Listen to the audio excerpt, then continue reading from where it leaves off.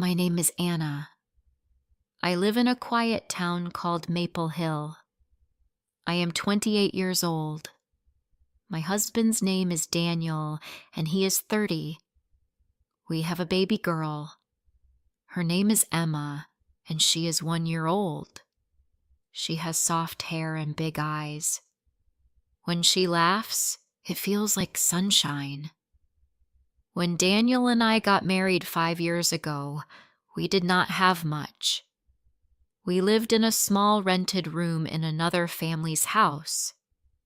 The room had a bed, a small fridge, and a table. It was not our own place, but we were together. That was enough. We talked about our future many times. We wanted to buy a house, a place where we could cook together, raise a family, and grow old. But houses were too expensive in Maple Hill, so we made a simple plan. We said, let's save money. First, we will buy a small house. Later, we can sell it and get a bigger one. Daniel's mother, Mrs. Grace, did not like this plan. She said, "Why wait? Buy a big house now. Don't waste your time on small things." We tried to explain, we don't have enough money. A small house is all we can afford right now. But she didn't agree. "I will help," she said. "You can dream bigger." Then, 2 years ago, I found out I was pregnant. I waited until the evening and told Daniel after dinner. He smiled so wide and hugged me tight. "We are going to be parents," he said. We were happy. We laughed and dreamed about our baby. At that time, we had saved enough money for a small house. We were ready to buy it. But when we told Mrs. Grace, she had a new plan. "Don't buy a small house," she said. "Buy a bigger one. I will give you money. You can ask your parents too. Together you can make it work. You will only need to pay a little each month. It will not be hard." Daniel looked at me. I looked at him.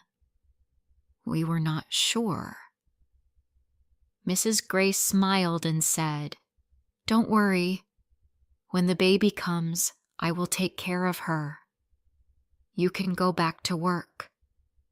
I will be with the baby every day." It sounded perfect.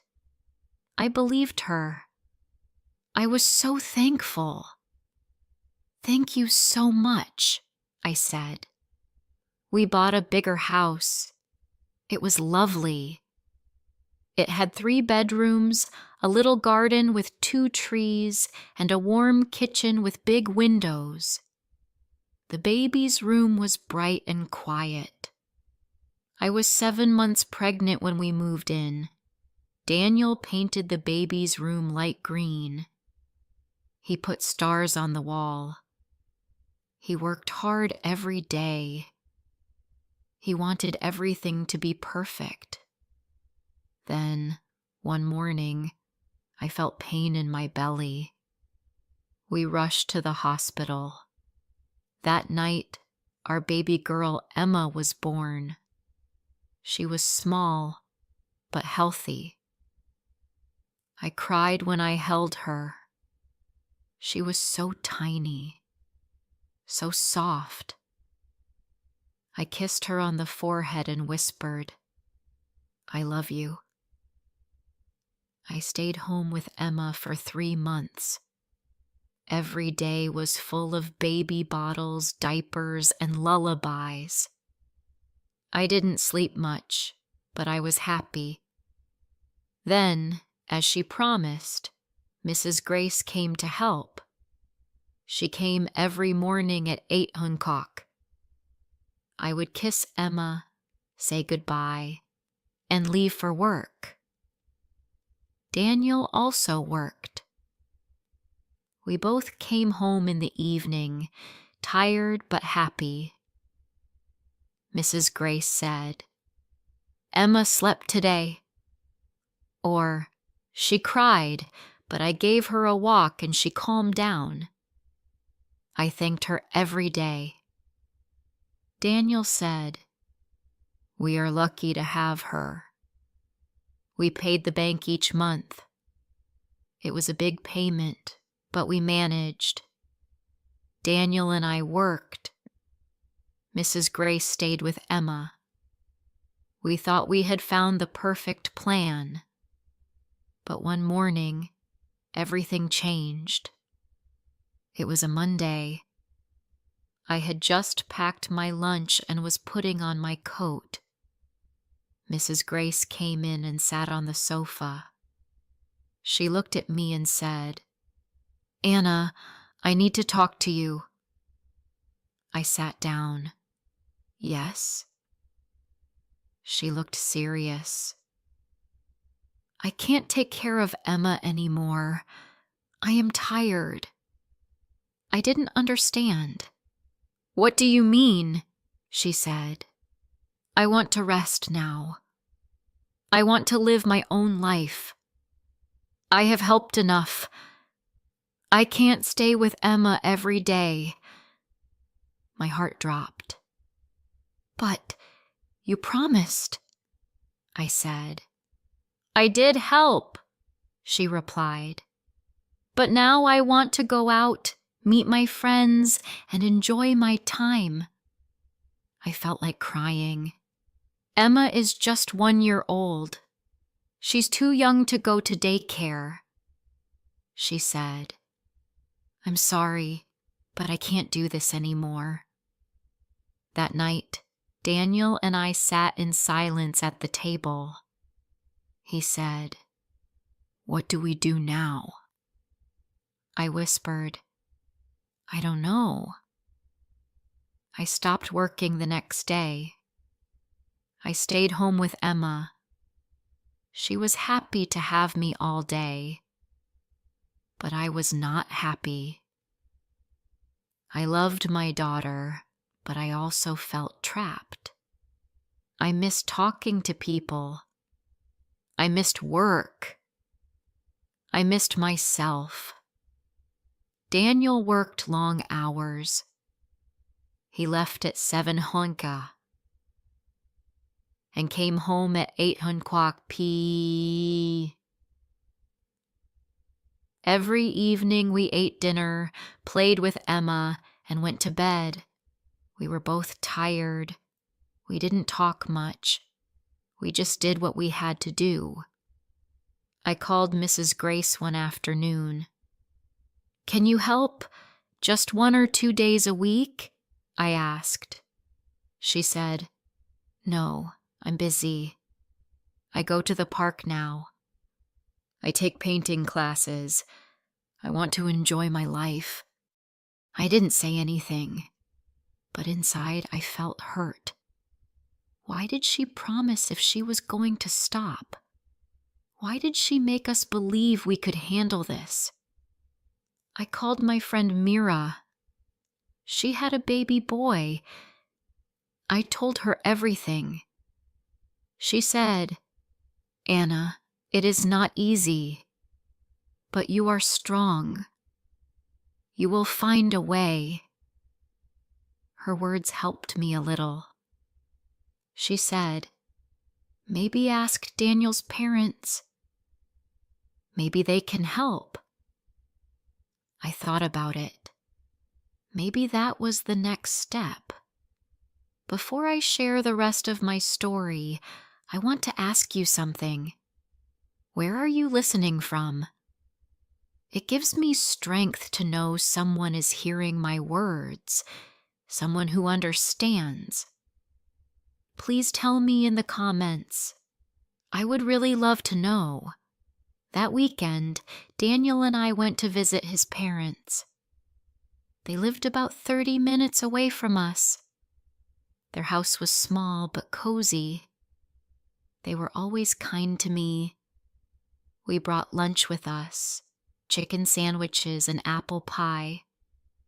Emma sat in her little chair and clapped her hands when she saw her grandparents. They smiled and kissed her forehead. After lunch, I looked at Daniel. He gave a small sigh. Then I spoke. "Mom, Dad," I said, "we need some help." They looked at me and listened. My mom can't take care of Emma anymore. I had to stop working. It's hard now. Daniel works all day. I stay home with Emma. We are very tired. We don't know what to do. Daniel's mother touched my hand. We love Emma. What kind of help do you need?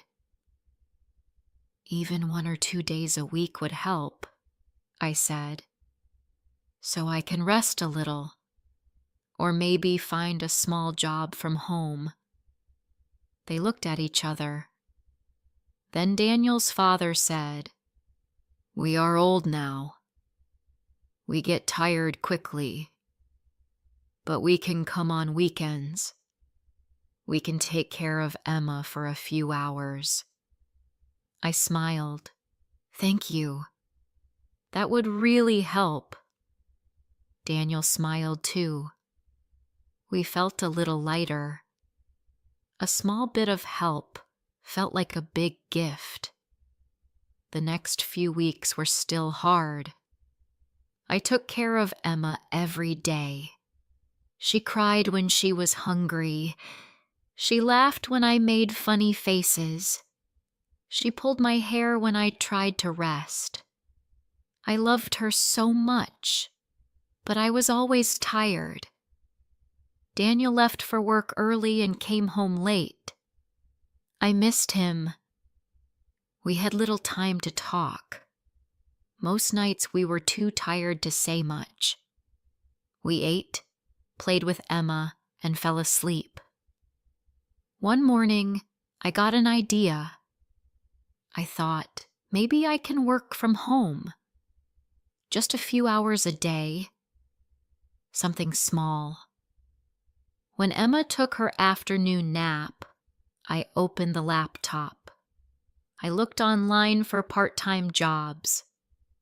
Most jobs needed special skills, but I kept looking. After a few days, I found some simple tasks: writing short texts, checking documents, answering emails. I applied to 3 small jobs. One of them said yes. They wanted me to write short stories for children. I was excited. I wrote when Emma slept. Sometimes at night, sometimes in the early morning. The pay was small, but it was something. It made me feel useful again. I told Daniel, "I found a small job." He smiled and kissed my forehead. "I'm proud of you." That weekend, his parents came again. They played with Emma while I rested. I closed my eyes for 20 minutes. It felt like gold, but I still thought about my mother every day. One afternoon, my phone rang. It was her. "Hello, Anna," she said. "How are you?" I wanted to say, "I'm tired. I need your help." But I didn't. "I'm fine," I said. She said, "I went to the park today. I met some new people. I joined a walking group. It's nice." I listened. My hands felt cold. I wanted to say, You have time for walks, but not for me? But I stayed quiet. After the call, I cried a little. Emma looked at me and smiled. I picked her up and kissed her. "You're my little sunshine," I whispered. Later that night, Daniel said, "I will try to find a better job. Maybe one with more money." "Do you think it's possible?" I asked. "I'll try," he said. "Even if I work longer hours, at least we can feel less worried." We made a plan. He would look for a better job.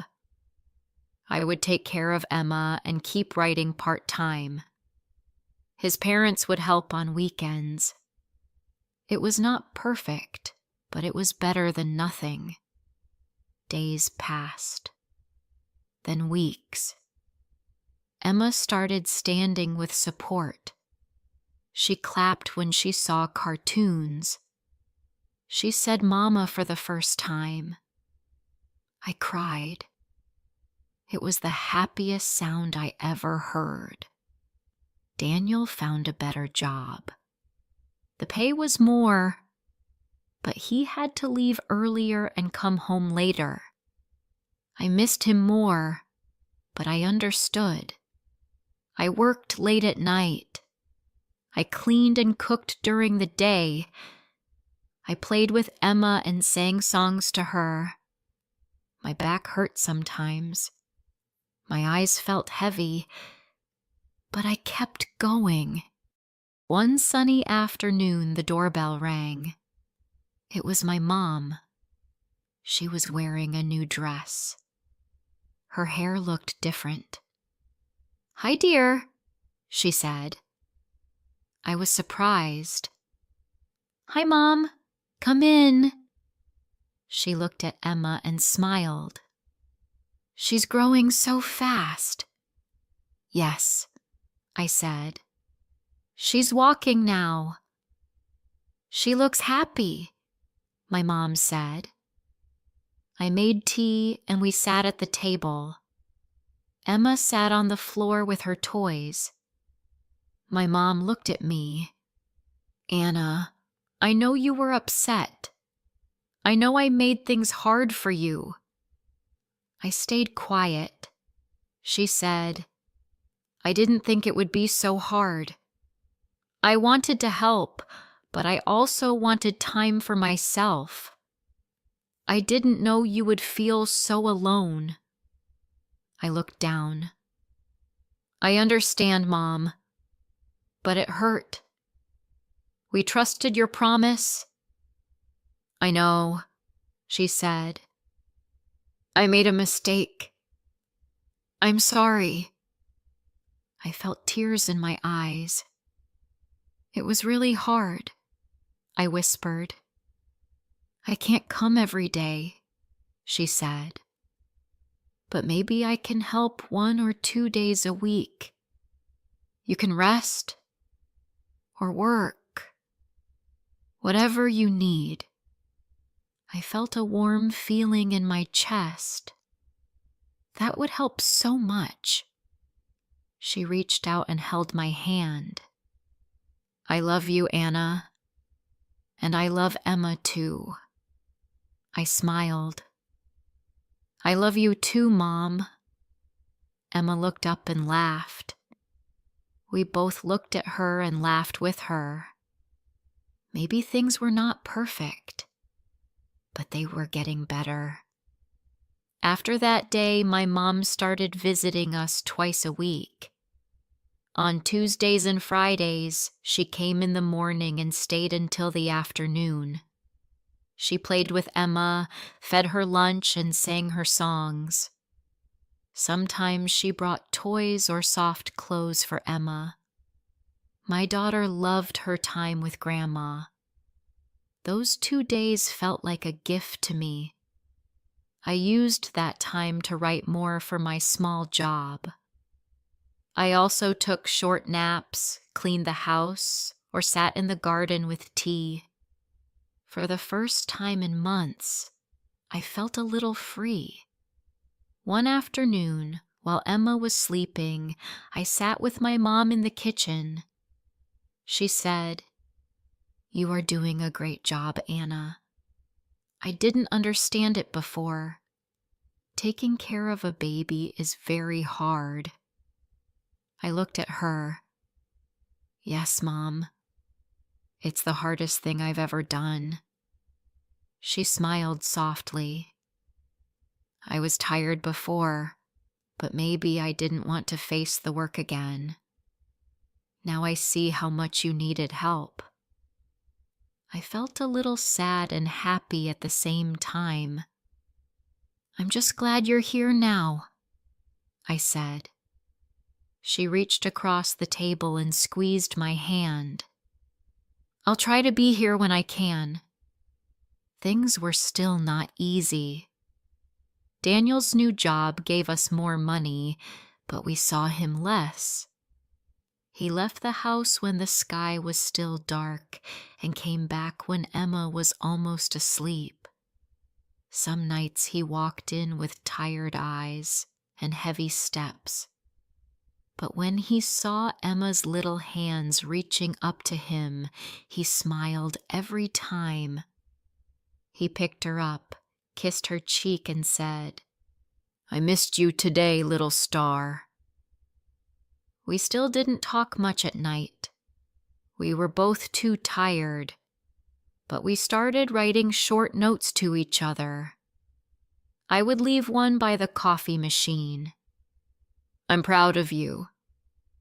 He would leave one near my laptop. "You're doing great." It helped. Even small words can carry a lot of love. Emma kept growing. She started walking alone. She tried to speak more.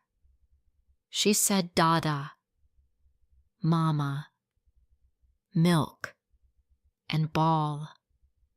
Each new word felt like magic. Every time she learned something new, I forgot how tired I was. One Sunday, we all went to the park. Me, Daniel, Emma, and my mom. Emma ran around on the grass. She laughed when she saw a dog. She clapped her hands when the wind moved the leaves. Daniel took pictures, and my mom helped Emma pick small flowers. I sat on the bench and looked at them. My family. Not perfect. Not easy, but full of love. Later, when we came home, Daniel and I sat at the table. Emma was asleep in her room. He said, "We've come a long way." "Yes," I said. "We were so lost at the start." He looked at me. "Do you still feel angry at your mom?" I thought for a moment. "A little," I said, "but also no. She came back. She helps now. That means something." He nodded. "You are strong, Anna. You never gave up." I smiled. We didn't give up. We did this together. I also thought about what I had learned. Life is not always what we plan. People can change. Promises can break. But new paths can open too. I had felt hurt, tired, and lost. But I also found strength I didn't know I had. Sometimes I still get tired. Sometimes Emma wakes up at night.